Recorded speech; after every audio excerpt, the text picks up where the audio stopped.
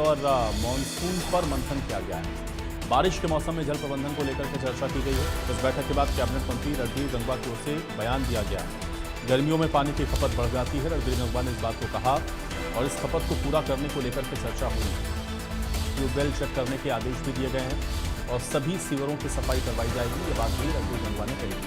Beas Sutlej link को लेकर के भी मंत्री गंगवा बोले इस प्रॉब्लम को ठीक कर दिया गया है। रणबीर गंगवा की ओर से बयान दिया गया है।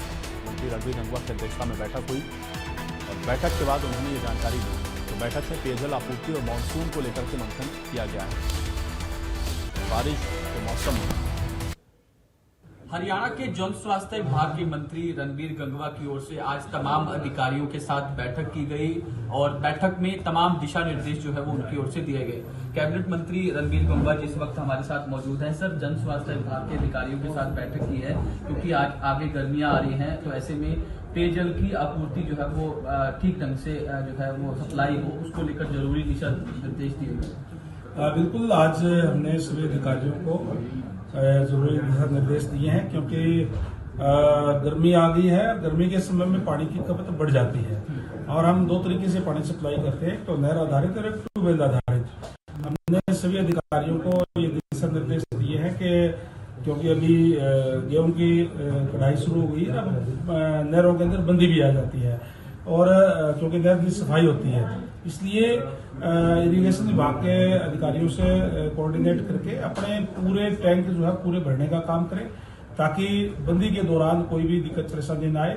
और जहां हमारे जो वाटर वर्क्स जो है वहां पे कई बार जो पानी की कमी आ जाती है उसके अंदर ट्यूबवेल चलाने का काम करते हैं। ये भी कहा है कि ट्यूबवेल को चेक करवाने का काम करें ताकि कोई अगर कोई खराब हो तो उसको प्रॉपर ठीक करवाने का काम करें।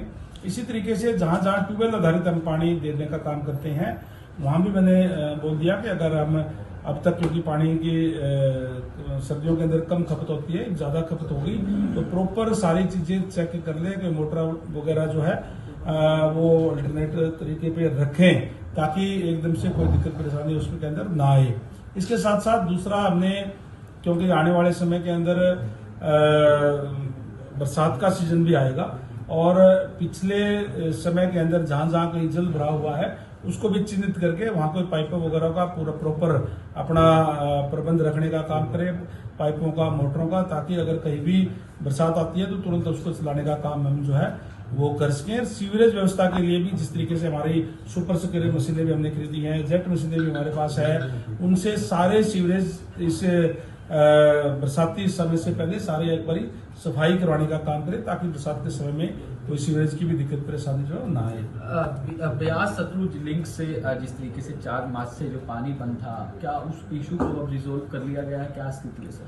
बिल्कुल, उसको रिजोल्व कर लिया गया है। वो तो केवल एक बार कोई खराबी आ गई थी पंप हाउस के अंदर, उसके रिपेयर की वजह से वो बंद किया गया था। प्रॉपर पानी हमारा जो मिल रहा है। तो जो सर ब्यास नदी से पानी हरियाणा के आता था, चैनल के थ्रू आता था, पिछली बार जो इशू क्रिएट हुआ था, इस बार क्या कितना पानी जो है वो हरियाणा का बचा है, कितना यूज हो चुका है?